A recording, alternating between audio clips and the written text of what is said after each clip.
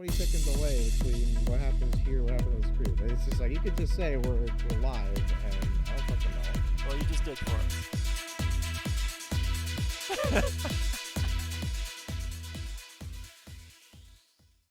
Hello and welcome, everybody, to the Immaterial Gamers Podcast, episode 236, I think it is. Oh, yeah, God. 2 times 3 equals 6. I have an echo that I have to fix. Yeah, that sounds like a good idea. You should probably do that. There we go. Covering my Goku logo with the microphone. Bling! Oh, look, Duncan, Oh you're my dancing on the God. screen. That's me. You look almost identical. Yeah, look at me go.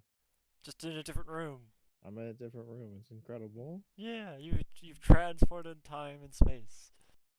So, yes, episode 236 of the Immaterial Gamers Podcast. 236 episodes in. That's a lot. That's a lot of episodes. That's almost 5 years of episodes. Yeah, it's a lot of episodes. So, who do we have today? We have Terry. I'm hosting, which is very strange. I'm hosting again. 2 in a row. 2 in a row. And then we have this other Canadian. It's a Canadian podcast. The all-Canadian podcast. It is. Not the first one, I don't think. No, definitely not the first one. It's a rare one. Yeah. We usually have at least one Brit, seeing as there's more Brits than Canadians. Usually, but not today. Lately, the Canadians have been overall more live than the Brits, to be honest. You and Andrea do quite a bit. We haven't done stuff in a few weeks now because of my work. Yeah. I would very much like to do more streaming. But like for a little while, it was almost like, besides Ryan, it was just you guys streaming. Yeah. So if you balanced out between the 3 people, more Canadians than Brits. Indeed. But yeah. So, what have you been up to math. since your last podcast? It's just I don't really remember. I don't even know what the last podcast I was on was. Well, it's been a few weeks at least. God, I mean, life-wise, I've moved to a new room, As your background shows. No, as anyone who's familiar with the podcast, I mean, if you saw me dancing on the screen a few minutes ago, you know that's not the same room as this one. Yeah. I live here now. This is my dad's old bedroom, my very first bedroom that I had in this apartment, between the ages of 11 and 15 or so. Then he came in and stole it. Actually, my mom lived in here for a little while. Oh. Well, me and my dad shared a room, and then at some point, my dad got his own room, and I moved into the tiny bedroom. The teeny tiny bedroom. And then after a while, I moved into the master. And I don't ever want to move bedrooms again, because moving is fun. Singularly the most miserable thing. Like you mean it's not fun? Second only to like a death in the family. Like, moving is the most miserable experience that you can go through as a family. It's just the worst. You lose shit breaks, you're exhausted. It takes the entire fucking, no matter how efficient, no matter what your plan is, it will always take the entire day to move. At least just how it is. At least one. Oftentimes it's spread over multiple days, and it's like you get to the end of the day, right? You've been moving heavy shit around for 12 hours. You know, you got splinters, your lungs are full of dust, and your shit's just piled up in boxes everywhere, and you think, well, I've got a bed. And then you look at your bed and then realize that your bed's covered in all the stuff. Yeah, and it's like, I'm saying, like, you eventually get to a point, it's like, I have a place I can put my head down. I can sleep today. I'll just finish moving tomorrow. Then you don't. You don't finish moving tomorrow. It stays in boxes forever. Yeah, it stays in boxes for like 3 months, and then eventually you open it's like one thing at a time as you need it. You're like, oh, I need to find where my microphone stand is. I'll go digging Or through like where I put that, last weekend, you didn't know where your camera was. or where my camera is. I couldn't find my Switch power cord today, so cobbled together a solution there. And then I found out that my Switch USB controller is fucked, and I can't play Switch games until I get a new one. You Hooray! have a USB controller? Yeah, yeah. Hmm. It was a better solution than shitty drifty Joy-Cons. Until it broke. Speaking of drifty Joy-Cons, that's Oh, one of the news articles. yeah. Funny to mention that. It's good. I guess we It's a could good. jump into that. How are your drifty Joy-Cons while I get the link? Real bad. You know, it's bad enough when you're just playing like a game where like let's say like you're just like free roaming and like you got that drift and you're just kind of like pointing north a little bit. Like you can kind of just pull back on that and be like that's not so bad. Where it really shines, people don't talk about this, but the real like MVP of Joy-Con drift hell is menu navigation. It's just like when you just like scroll to the top of your menu and you try to pull down to a lower item and it goes scrolls right back up. It's like, wow, thanks. I Yeah. hate it. Yeah, because it's not like you can just finesse the controls to Yeah. cancel that because you don't know. Because it's There's not no. like there's no like DPI. It's just fucking like options. Do. Yeah. Like there's only like 9 positions. And yeah, eventually you'll find the right position, but you'll never get it back there when you need to.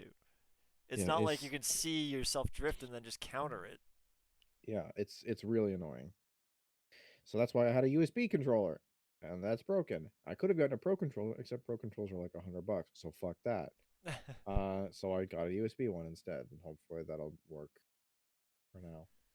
But yeah, But so talking about those, basically the news that I put in there is an American judge dismissed the lawsuit against Nintendo for its Joy-Con drift issue. not a surprise to anyone that Joy-Con drift lawsuits exist. Um, and apparently this is the first time it's been thrown out. Yeah, Uh, and the uh, reason is because all owners agreed to the end user license agreement, the EULA, that you disallows lawsuits. Yeah, they just have a fucking thing that says you're not allowed to sue us for shit that breaks or whatever. It's Yeah, like, wow, I'm like 90% sure that that's like not how that's supposed to work, I'm but pretty sure that's against the apparently that's law. I'm pretty sure at least in America, I'm pretty sure that's not a real thing. I'm pretty sure like if a EULA contradicts an existing statute or precedent that it is invalid and doesn't work. But I don't know. Either this judge was having an off day or Japanese law works different. Either way, the lawsuit got tossed out.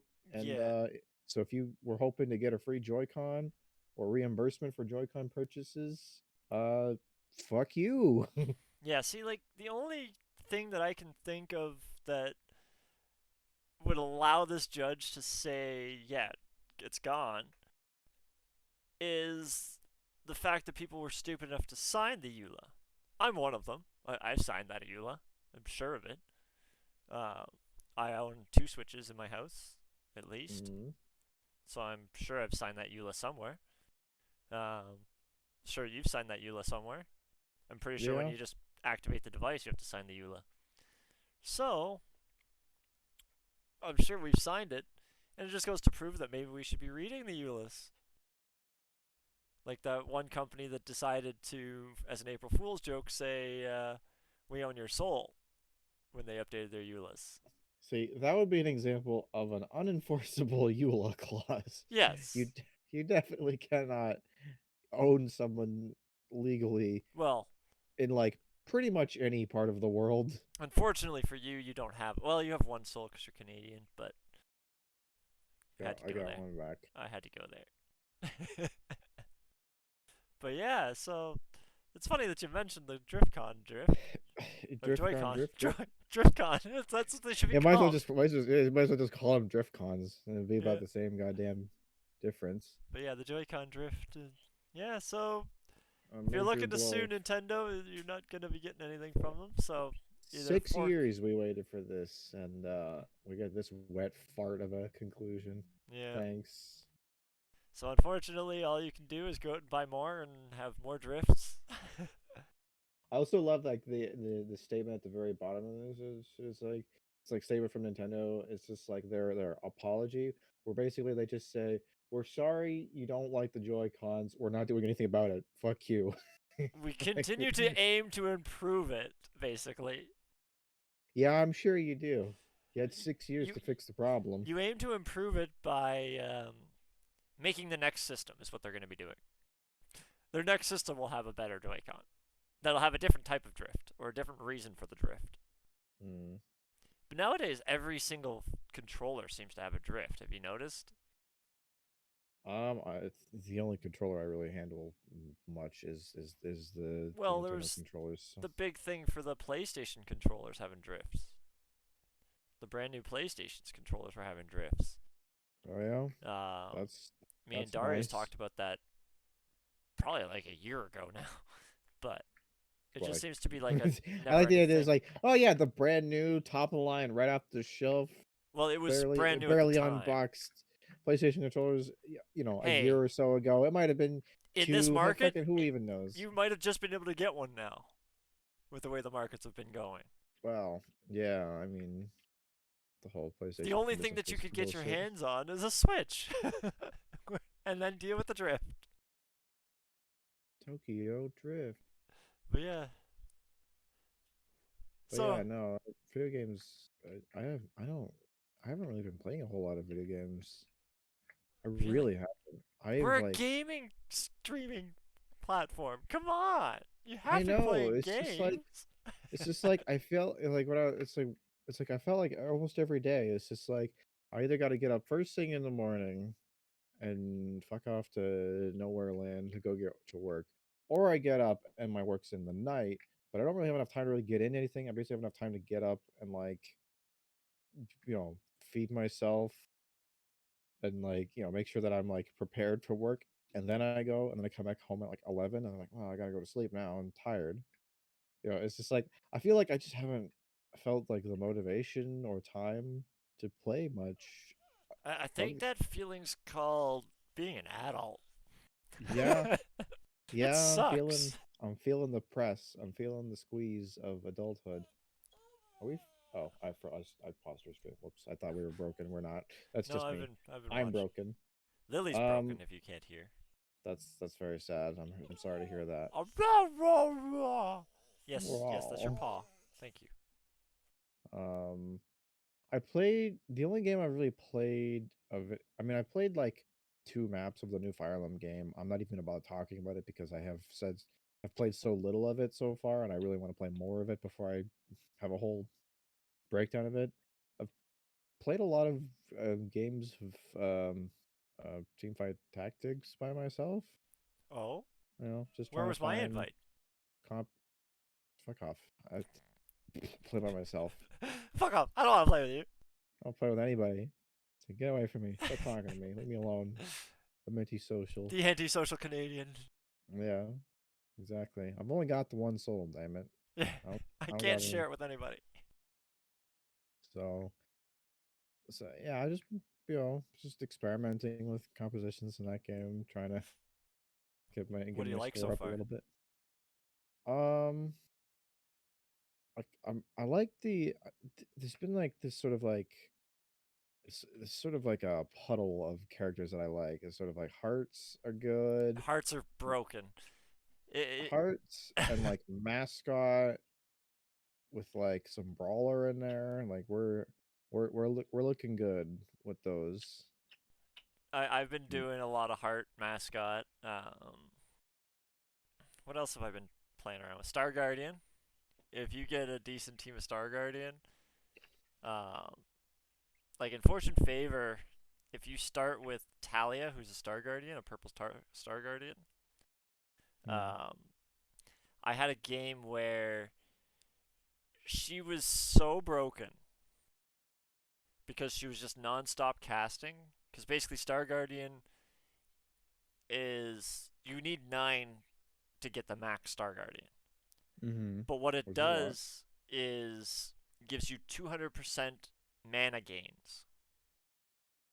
And from my understanding, it gives you 200% from every single mana gain that you would get. So they've modified blue buff, so it's not like you get 10 mana after you cast. The new blue Okay. buff is if you cast an ability and then kill somebody within 3 seconds of casting an ability, you get 10 mana per kill. So 200% makes it 20 mana per kill. I think she only has 70 mana or 80 mana or something like that. I can't remember. Don't hold me to her actual mana. But she was dealing 2 to 3,000 damage per cast. And she always targets the furthest enemy, and it's an AoE, like a line AoE. Yeah. So she's casting it through pretty much everybody if you have her in the right placement. And if she kills 2 or 3 people, she basically just casts again. Yeah. So she's just non-stop casting. And it was to the point where the only team that had a chance of beating me was a mascot tanky team. And once I can't remember if I got her gold or not, but basically once I got her gold, it was done. Like either gold or silver, I can't remember what it was. She was just doing outputting enough damage that nobody could do anything to get to her because I had her so protected. Are the hearts? I can't remember. Are the hearts the ones that they get they get the AP ramp? Yes, every time they Yeah, cast an yeah, ability, they give a specific amount of AP to yeah, all your team. yeah, So yeah. basically, Yeah, I've played with that combo of Lulu plus heart. yeah, That's and then they give her like Spear of Shojin or something, and it's just like Machine Gun Lulu is a real thing in this I game. Just like that game I had Talia as a heart, so she was non-stop casting. And then if you did end up killing her, I had a secret weapon hidden in the back corner. A okay. fiddlesticks that I think ended up being gold at the end. Oh dear. It It's like ended the game. I'm winning. Yeah. So have you paid any attention to fiddlesticks? Do you know how he Not works? much. I mean, my only under the closest thing I had to understand is like he just kind of like stands around until like your team is like hurt, and then he just He has blinks three into the field. he has three things. One, he doesn't do anything until he's taken a certain amount of damage or he's the last guy on the field. His second Okay. thing is as he's standing there, he's gaining AP. So his third thing is if I can't remember if these two tie together or not, but he gains AP for each of his allies that die. Oh dear. So it's either he's gaining AP from I can't remember if he's gaining AP from the people that die or he's also gaining AP. I don't remember offhand. Well, But he would either probably. way, I mean, he would obviously be getting AP from the heart buff. yes, which is why I usually do that. So he's gaining AP over time from the heart buff for sure. That might be why I'm a little bit confused. I might have been doing that. And then he gains AP for every ally that dies. He absorbs their souls.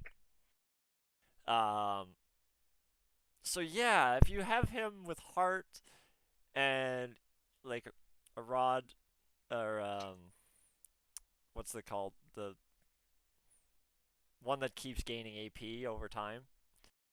Yeah, the Archangel staff. Yeah, Archangel Staff. Have an Archangel Staff. I build Lifesteal into him, even though he already has Lifesteal built into his ult, just for extra Lifesteal so he doesn't die. Um, then he can take enough hits to basically just constant cast. Um, but yeah, basically if you can kill the army, then all of a sudden this Fiddles comes out and just wipes out everybody. And once Fiddles is gold, there's no stopping him.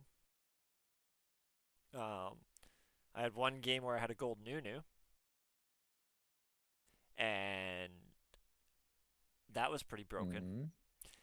He was hitting everybody for I think it was like 4K off the start, and it was just getting stronger and stronger. So his first ball level just does about 4K damage. Then it Just a grows. casual 4,000. Yeah. Um, and he's mascot, so he's super tanky as it is. It was, yeah. But Stefan's definitely had the most broken game I've seen so far. Urgot is probably the most broken legendary unit. Or 5-star or 5 I've gold heard a lot unit. of hype around Urgot, Because he can just basically farm you money. His Okay. ability, he has every time he casts his ult, he has a chance to spawn a chest, which has money or items in it. And the more AP he has, the more chance he has of spawning it. And Okay. I think by default it starts at 20%. And if you give him a decent amount of AP, it'll go up to like 25%. He doesn't have a big mana pool either, so he's casting a lot. But he can spawn multiples. I think when he goes to silver, he can spawn multiples per cast. Oh God. And basically, you can just start printing money and items. And this one game, he had, I think, a gold Fiddlesticks, a gold Urgot, a gold Nunu, almost a gold Mordekaiser. Like, he was just golding all the legendary units. Like, there was no beating him because he just had so much money being printed out. God. And that's how you break team fight tactics. Sounds like it. Sounds like fun. But yeah, I've been enjoying this patch of team fight tactics, especially the what's it called? Fortune's Favor, where you start with a legendary or a purple unit. Definitely been enjoying that. Yeah, I've been mostly playing like just the hyper roll, but yeah, I should try some more of that. Maybe we'll have a game later then. Maybe. So other things in the news. I haven't had one of these for a while, and I'm pretty sure they were not talked about last week because it was only 2 days ago that this post was put here. So let's do a what the fuck, Blizzard? Oh boy. We haven't done one of these in a while, and I miss it. Yeah, it's So been a while. Been a while since we had one of these. there's the news article, and just from the title, I haven't read the article yet, but just from the title, Activision Blizzard agrees to pay $35 million to settle a workplace misconduct charge. Charges, yeah. Charges, plural? Yes, charges, plural. Um, A pair of charges. 2 separate charges. I thought there was more than two, but either way, doesn't matter.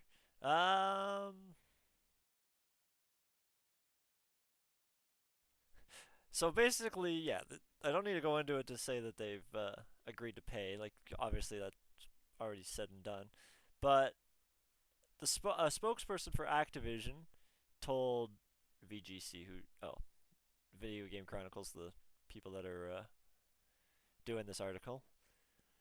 We are pleased to have amicably resolved this matter, as the order recognizes we have enhanced our disclosure process with regards to workplace reporting and updated our separation contract language. What? Separation contract language? The fuck does that even mean? I'm assuming that that's something related to like uh, clarifying certain elements to like what happens when someone quits or is fired. Oh, yeah, maybe. Um, we did so as part of our continuing commitment to operational excellence and transparency.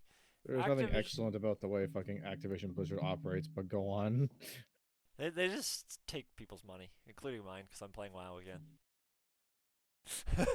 That's The all. only thing excellent about their operations is how excellent the amount of content people get by complaining about how bad they are as a company. Yeah, well, I'll give them this. They do put out good games. Like Yeah, you're you're occasionally, yeah. you're a big fan of the StarCraft series. Mm. I'm I've always been a big fan of StarCraft and Warcraft. Um, but yeah, basically they've come to an agreement to pay out $35 million, a $35 million penalty, which means the people that are actually winning this trial are probably getting like a portion of that, not even a big portion of it. Most of it's probably going to court fees. I bet you the people that are involved in this plea only got like $1 million each or something like that. The rest of it's probably court fees, knowing the way the court systems work. But uh, Yeah, sexual misconduct always everyone's favorite. oh yeah, it was a good one this time. Activision, you guys pucked it up this time. Hockey pucked it up. It's just like it feels to I don't know. I'm like not exactly like, the optimal, peak performance example, Giga Chat example of, the typical heterosexual male, you know, like there's definitely things that I could do differently to make myself more in line with what is considered the statistical norm. So I'm not exactly a perfect example. From my perspective, the wrong perspective, it seems like it'd be really easy to not sexually harass people in the workplace. Cause like I've never even like wanted or thought about doing that. Like it's never even occurred to me like, maybe I'll take this risk. Fuck it. What's the worst thing that can happen? Like it's just not something that occurs to me as something to do. Yeah, well, usually it doesn't necessarily occur to you like that. It's usually just your views or your position on where that line between a normal conversation is varies from someone else. Like you and me would have very different lines on what you can and can't say to somebody. Mm, But there's still a very solid line of what's acceptable. Some people get easily offended. I'm sure you've met plenty of people that are easily offended. You've dealt with lots of customers in your stores and stuff like that. Um, mm, but yeah, there's definitely a very solid line on what you should and shouldn't say. And I don't know what these people have said or what they did per se. There's so many articles out there, and I'm not going through it all. Um, all of it, sexual misconduct and just in general, like, be professional at work. Talk about work and do what you have to do for work. If you become friends with somebody, have your friendly time outside of work. Inside yeah. work should be, I would say, 75% of any conversation at work should be about work. Sure, you have some times where you can enjoy yourself, but for the most part, keep your social life out of work. Because just saying something that you watched on TV can offend a lot of people from different religions or different backgrounds, different like ways of life. And it's so easy nowadays to offend somebody that it's just not worth it at a workplace. I mean, to to backpedal on that a little bit, I should say that it's not necessarily about whether or not someone gets offended about something. It is also about whether or not the issue in question is innately offensive. You know, like you can say something and it could come out wrong, or you could be accidentally say something insensitive, and for to have someone else take offense to that. But that's not the same thing as, say, I don't know, someone like asking someone for like a hand job. Like that's Yes. everyone should be offended by Well, that, and that's what I was saying. that would be an example of an innately offensive thing. Yes. Like we don't know the nature, like for all we like, these, That's what I'm saying. Like Who there's knows, an right? obvious line that you can't cross, but there's also that very fine line where most normal conversations teeter close to. And like I said, some like there's a lot of religions and stuff like that, um, where just talking about what kind of foods you eat can be offensive to them. But things like that should not be able to affect your job, but people can take offense to it. So that's why I'm on that sort of. It's almost better to not talk too much at a workplace about personal life and experience and stuff like that, and try to just keep it professional and get the job done. You'll do your 8, 10, 12 hour day, whatever it is, and Sure, if you work for Activision Blizzard, it's more like a 37-hour day. yeah, somehow they add hours to the day. But yeah, um, either way, it is what it is. Like I said, I don't really Anyway, know. I hope they're doing fine. Yeah, Like, I hope they've sorted out the Blizzard's got problem. Blizzard's got $35 million to spare somewhere. I'm sure they've got that tucked in their couch cushions. I'm sure every time the CEO of Blizzard goes to do his laundry, fucking drops $35 million just trying to sort out the fucking change. Yeah, probably, but So they're probably fine there. So anyway, what's next on the dough kit? well, do you know what E3 is? Something about entertainment.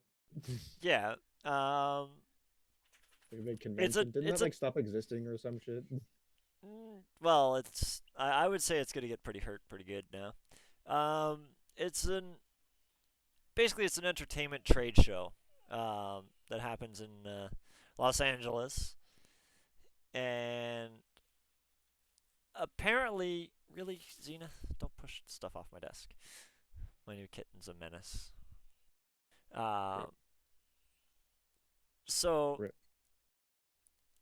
like an entertainment trade show where you go to see the newest things that are coming up, sort of like an auto show where you see some of the new cars and prototypes and stuff like that, and they get your thoughts and can make modifications to what they're planning and stuff like that. So this is the first physical event in 4 years coming up, or happening, or not. However, it appears, yeah, when it hits Los Angeles in June, uh, it will be without three of its most important draws. Xbox, Sony, and Nintendo have all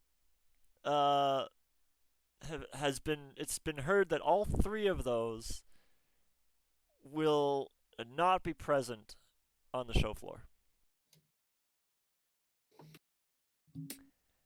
Well, that's a lot of big ones.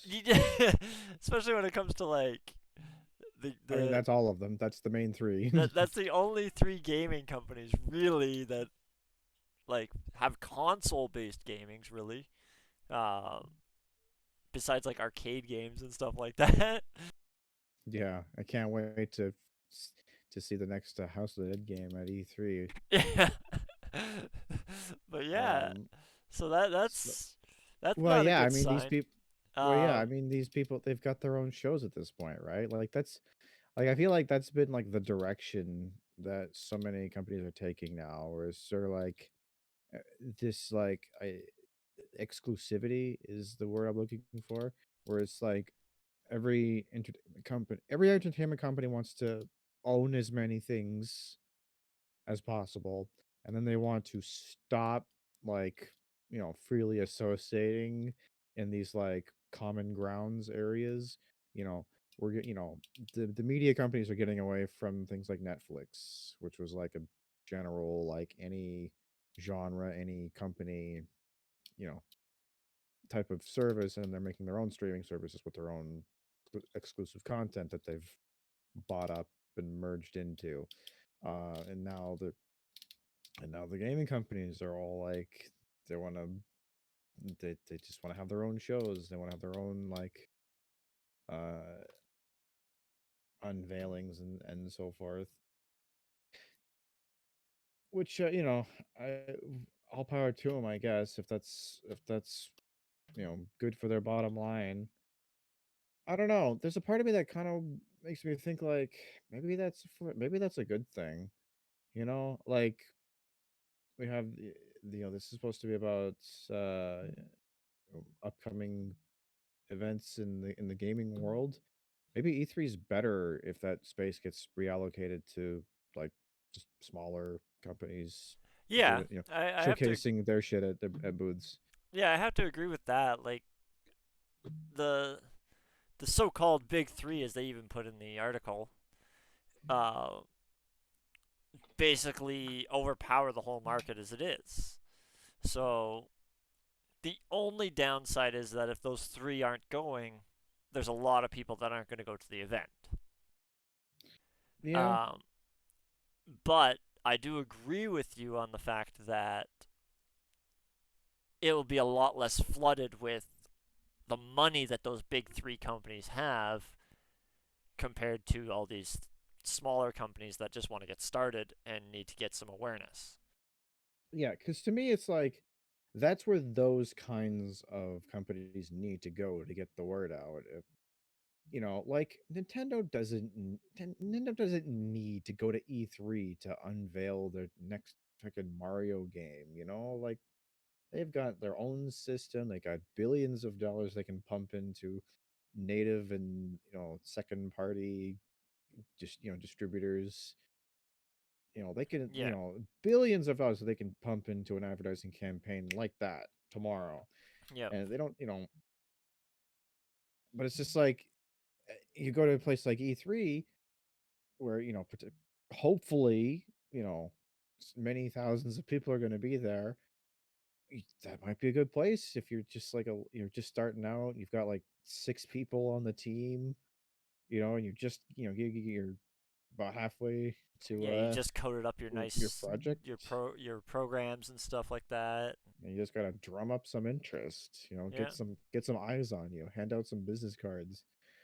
Yeah. Those kinds of people, they can't afford to create, a multi-million dollar mass media campaign across the internet. yeah, That's a physical handout that they spent, maybe a couple $1,000s all in setting up at a booth is, an efficient form of marketing distribution for those kinds of, that size of a company. And I think, I think that if people can get over the fact that these companies that, I mean, let's be honest, like, if you're gonna buy the next Nintendo game, you're gonna buy the next fucking Nintendo game. Like, you don't need to go to some, travel to some halfway across the world to some fucking convention to watch a trailer that you're gonna see on the internet in 2 months anyway. To play a game that's gonna be out in 6 months that you're probably gonna pre-order before you've even played the damn thing anyway. Like you're gonna play these games, all right? If you're a Mario fan, you're gonna play Mario. It's like, oh boy, a trailer, great. I'm glad I spent all that money to go see that trailer. Uh,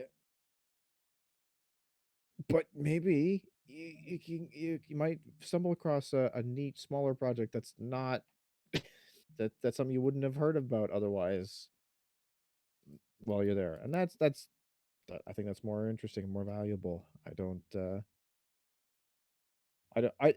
I think people need to like kind of get over hype culture and get back into like actually being invested in companies for the sake of what they make yeah. rather than just the brand behind it. I'm trying to figure out this next article, uh, but I don't know what it's actually talking about. Ryan posted it. I'm not actually sure what it's about. Oh, the Uh, live service thing? yeah, the live service game bubble. Okay, so I guess the idea here is that it's like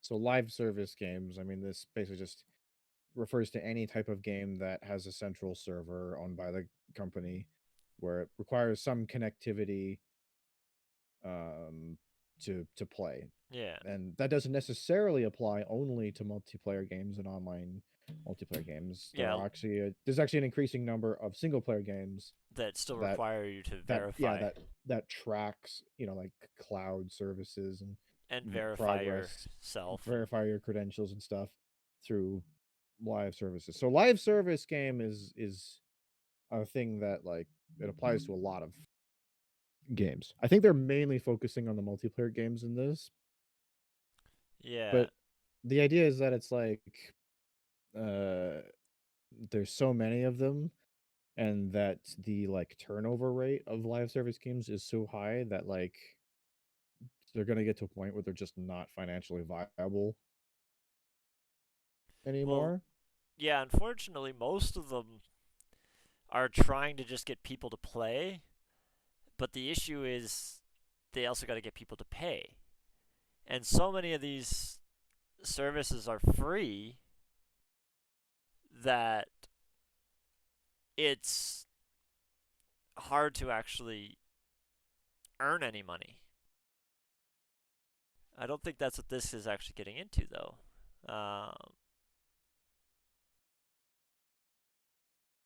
I think it's more talking about how it's just getting so flooded. Well, I mean, they're getting flooded, which is causing them to not, survive financially. Like, I think the base, yeah, I think the idea is that it's like it's like you said, it's like the cost of the game is so great that by the time interest in the game kind of wanes, they don't you know they just can't keep the game alive. Yeah, and they're spending so much money just trying to keep content going out that Well, I've complained about live service games multiple times on this podcast.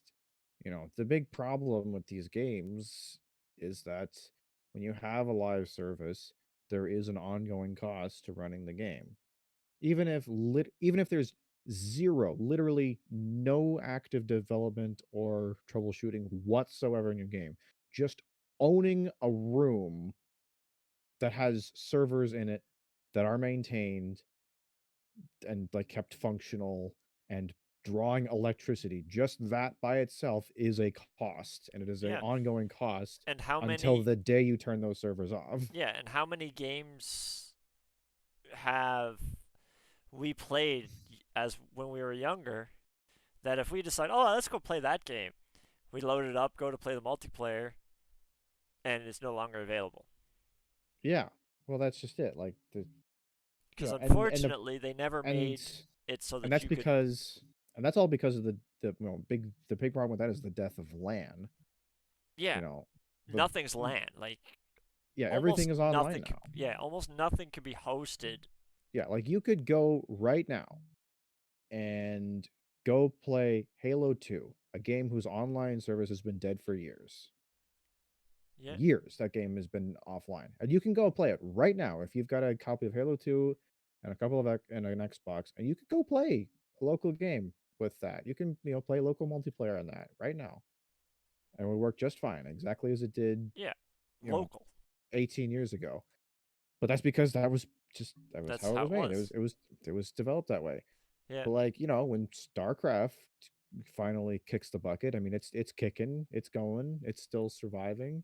yeah. But Well, that's the there's only gonna be a reason. day. The There's only gonna be a day, reason. like a year from now, 10 years from now, who knows? But there's gonna come a day where those servers are gonna turn off. Yeah, the only reason StarCraft, the original StarCraft servers are still up, is literally because they're probably running side by side with StarCraft 2 servers. They Yeah, and probably because they were allocated just a tiny little space of those servers for the few people that still play StarCraft 1 they're competitively. still surprisingly, I mean, they've kind of migrated over to like the remastered system, and they probably have like a new set of like servers for all that business. Probably. But like there's still a large and active player base for Yeah. StarCraft 1, But the remade version anyway. my fear is what happens to the day, like, I have a lot of games on my computer Like, okay, one of the games that I've been playing lately, Space Engineers.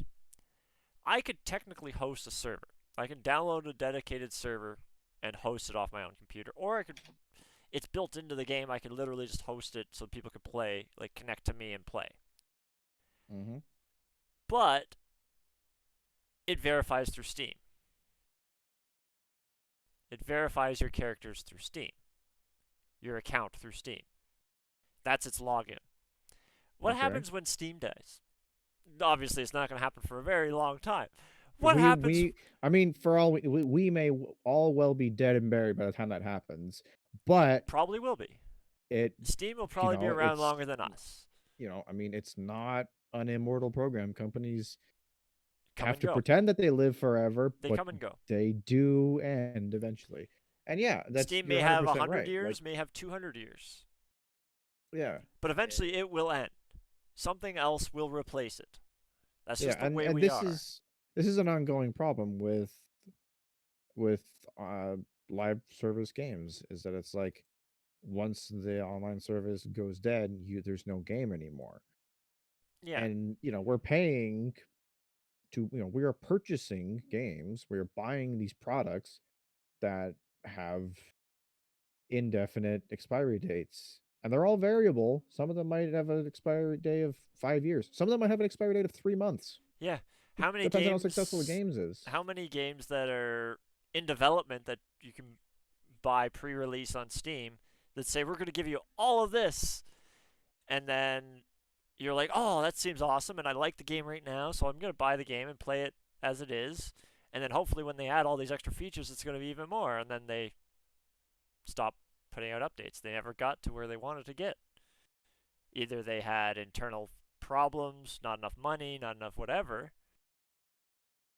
or sometimes it comes down to their game engine just can't produce the outcome that they need. So the only way to actually get there is they have to get a new game engine, which means they basically have to rebuild their whole game, and they don't have the money for that. So like, there's indefinite, or there's always going to be an indefinite end to everything. Um, and that's the scariest part is technically if Steam went bankrupt, somehow they did something stupid and went bankrupt or got sued and decided that's it, we're pulling the plug. How many games are going to have to make a patch or an update so that we can connect to other people playing? Because so many games rely on Steam or Epic or something, some sort of external service to connect you to other people.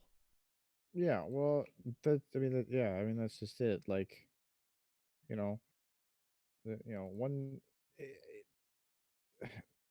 I mean, like I said, this like the big problem is that it's like after a certain point, like when a game stops being served by a company, if they do not, put out the necessary software to enable you to, produce, create your own servers and become the host of these games, if they don't give you the ability to do that, there is no game. The Yeah. game is dead. Like you may And still you and it's may like, still have single player functionality if it's a single player functionality game. But yeah, like there's a game like that came out a long time ago, a game called Dark Spore, sort of a spinoff of the Spore yeah, uh games. And it was kind of like I don't even, it was like a Diablo clone type of game. I remember it. Um and yeah, and you can't play that game anymore. That is not a game that if you Yeah, you EA probably gave can't up on buy it. it, but even if you could buy it, yeah, if you tried to get it now and tried to play it now, you would not be able to play it because It's all that game online. required online connectivity. Yeah, Even though it was a single player game, it was you required a connection to EA, and those servers don't exist anymore. yeah, And so like that's a product that's like if you bought that game for its retail price, it is now unusable. And it's yeah, just like it's weird that you can have these, like we think of video games as products. Like I buy a copy of Pokemon Emerald for the Game Boy Advance. Like that's a product that I bought in a store off a shelf. It came with a physical cartridge and a book and all this in a box and all this stuff. I think that is a product that I bought. But now we're buying these products, these digital products that aren't really products because, you know, like Nintendo can't turn off my copy of Pokemon Emerald, you know. Like they can't just decide that that game doesn't work anymore. That's like physically that is not possible for them to do. No, You know, like the only way it'll ever happen is if one your cartridge if stops the working, yeah, if the cartridge fails. But like or that's like what I'm saying. the Like gaming they can't just consoles like fail. yeah, but like that's what I mean. Like that has nothing to do with Nintendo. Like you know, like they can't make an executive decision that it's like, well, it's no longer cost efficient for us to, you know, allow you to play Pokemon Emerald. So we're just gonna come over to your house and smash your cartridge. Yeah, it's like they can't do that. But with these games, these live service games, doesn't matter if they're multiplayer, single player, hybrid, what have you, they can do that now. You can buy this product that you're supposed to just have forever, or as long as you're willing to sustain it, but you don't. You have it for as long as the They want developers to, want you to have it. yeah, You know, as long as it for is, as long as they can afford to allow you to play it, yep, and that's not right. That doesn't seem right to me. That yeah. doesn't As seem long like as they feel like you like like they're you have earning like enough you off of have it. sort of this you have this sort of like understood agreement between you and the developer when you play a game like World of Warcraft. You know, you're paying a subscription for a service. The service is you get access to their service, their game. You know, and you pay every month to play this game. See, And at you know, least in and that every situation, time there's like a big package of new content, you buy the new yeah. expansion. See, at least in that situation, you know that the product's gonna last for a while, and Well, you know, you can also stop paying when it's more not. importantly, yeah, more importantly than you know the package will go for all, you decide when you are no longer when you are done with this product. When you have gotten what you consider to be your money's worth out of this thing, you just turn off your subscription and you don't have that game anymore. I mean, you have it, but it's like you don't get to play it anymore. And that's different because number one, if you resubscribe, you still keep all of your, you know, your purchases. Number two, you didn't, you know, like it's like I say, it's a subscription as opposed, you know, it's a service that you're paying for rather than, you know, a product. But it's different when you buy a game like Overwatch, for example. This is relevant because Overwatch 1 servers recently were turned off in favor of Overwatch 2, which I bet they're probably the same fucking servers. Um, just repurposed. Um, Yeah, pretty much. so every, you know, I mean, I bought Overwatch. It had a retail cost of, you know, whatever, like 50 US dollars or whatever. I paid that amount of money. And that amount of money that I paid is no longer it is no longer tied to a product that I own. You know, I Well, own Overwatch, you own the code but to it, it's but you can't worthless. play it. Yeah. Yeah, it's I mean, my ownership of that game is essentially worthless because it's not a game that I can play anymore. You know, it doesn't even have a single player, so it's like Yeah, no server for me. So it's like that's the kind of thing I'm talking about. Like we're buying these things that we think that we own and we think are ours and they're not. We don't have any control over them at all, yeah. and it's a problem. It's Games is unfortunate that like things like that can happen, and most of the time when it happens, the companies that flip that switch, so to speak, they're already so far done with that product that they're not going to put out an update or something that you can host a local game with your friends if you wanted to or something like that. and the big It's and it's not even so much it's less about it's not even so much about like um about that it's also a matter of like intellectual property protection. Like they're so like anal about like who has access to their IPs Yeah, and control over their IPs, that they don't want to give you the ability to like, you know, sort of like reverse engineer their game essentially. yeah, Because yeah, okay, in an uncharitable interpretation of gamers in a post live service world, you could say, oh, this person now has access to whatever, like the master code or whatever, and they can now host yeah, the their game. Oh, okay, well they'll just start charging people like 4.99 a month on like whatever Patreon or whatever to get access to the game that they now have the code for. And now they're profiting off of a game that they don't own. They just yeah. They're they profiting and off a they game yeah, that they didn't buy or they didn't make. and that's a legitimate concern. I legitimately think that that is a thing that companies should be allowed to protect themselves from. But the solution is not do nothing about it and just let games die and throw other people's money in the garbage, because that's what it boils down to. Like they are burning, like across the industry, they are burning billions of dollars of other people's money, of other people's games that they have bought, just for their own like protection essentially, Yeah. which is kind of a shitty trade, if I'm being honest.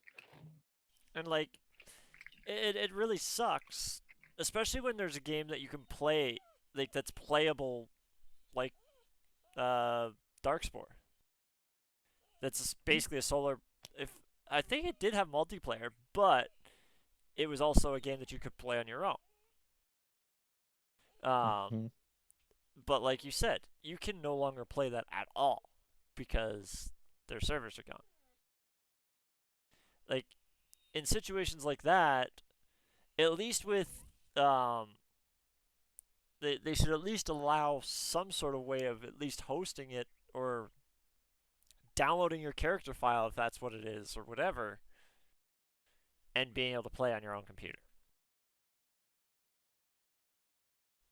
But Yep. unfortunately most companies when they're that close to cutting or flipping the switch, they don't care anymore. They just this product's dead to us. It's Or it's costing not us money. profitable. Yeah, Well, I it's mean, costing us what it, money. yeah, what it comes down to is it's yeah, what it comes down to is that it's just not profitable for them to go out of their way, like you know like even if it costs like one guy like one day's work to release that, that's still like it is literally a zero Yeah, you know it doesn't benefit them any, so they're not going revenue. to do it. Yeah, it doesn't benefit them, and it runs the potential of hurting them Yeah. theoretically in an unlikely but not unforeseeable circumstance. All right. Well, our rant I think is probably never over on that topic because it's always going to be a Yeah, sore well, it's the spot on a lot of as it people. turns as it turns out, the inevitable march of time and the dour and horrible state of like game capitalism as it pertains to the video game industry is not always a particularly fun topic, and it will continue to be an unfun topic until we're all dead or the the game apocalypse finally happens. Yeah. So the normal way of going On out that happy is note, the normal way of going out is we talk about the schedule, and I always suck with the schedule because I never know what the schedule is. But Mondays, what happens Mondays? Something happens Mondays, and I don't remember what it is. the not yet Oh titled yeah, Monday the not yet titled stream with Monday Ryan. stream with Ryan, and then Tuesday is usually you guys, isn't it? Is it If Tuesday? me and Andrea are going to do anything, it's usually on Tuesday. Yeah, We'll see. I may do something depending during on the day schedules. possibly, because I've got work at like 5, so I might do something kind of earlier in the day. Okay. Um we'll see. I would very much like to, but I can't make any promises. Wednesday Wednesday, is kind of a weird Wednesday is a weird day. It's like sometimes Stefan Steph and does something Darius. on Wednesdays, Yeah, sometimes Stefan and Darius but play Void Train, or sometimes Stefan will stream something. Um, Thursdays is with Team the Fight. absolute worst settings of all time. Yeah, Thursday is Teamfight Tactics. That one I Yep. know. Teamfight Friday, Thursday. yeah. Friday is Let's Play Day, or not Let's Play. Yep. Play Alt session. Play Oh, Session Day. that's copyrighted. Yeah. Rooster Teeth owns that until they stop existing. But for now, they own it. Yeah. And then Saturday it'll be Ryan in the morning because he's a crazy person, streaming early mornings. Doing I think he does his role playing, not Immaterial Games or whatever he wants to call it. Not Emma Games. Yep. And I think he does it also Sunday mornings. The same sort of thing, and then obviously Sunday night, will be the podcast again. Yeah, loops back around to the podcast. Yeah. So and now you are here again. we hit our 100 streamers or 100 streamers. We 100 streamers. Oh wow, we got a lot of streamers now. No, we hit our 100 followers on Twitch. So got more next streamers than we have Saturday, followers. next Saturday will be a 12-hour stream actually of Ryan playing Sonic, not Yay! not his normal thing. So that might cut into his Saturday and Sunday streams. He might not do those normal ones. Probably not after doing a 12-hour stream. I mean, yeah, probably not. Yeah. But if we can hit 100 followers, it's moved to the 18th. Okay, so it's a week after that. Sorry. I'll be away. I'll be in Cuba. Oh, so you're gonna be away? Oh my God. So Stefan's away next weekend. So Ryan wouldn't stream that weekend. So you're going to be away the weekend after. That's it. We're just not streaming. How about that? I'm kidding.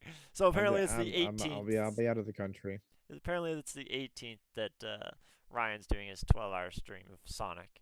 But yeah, if we get 100 followers on YouTube, this guy over here is going to have to do a stream. Other direction, but yeah. On my stream, you're over there. So that's all that matters. Oh, okay. That's fair. Yep. But yeah, so I'm gonna play the other Sonic. Yeah, he's gonna play the bad Sonic, and I'm gonna play the slightly better Sonic. And mine is longer. His is 130 emblems. Said every man ever. Not every man. Let's be honest. There's some man out there. But yeah, I'll fall on that knife. I'll see if I can set up a day where I can do a 12-hour stream. If we get to the 100 YouTube Everybody go to subscribers. YouTube and follow it right now. Do it now. Yeah, do it. Force him into it. Commanded. But yeah, from all of us at Immaterial Gamers, have a good one. Like, share, follow, subscribe, please. We love it, and we want to make these guys suffer with their 12-hour streams. And yay, pain and suffering. Until our next stream, have a good one. Bye.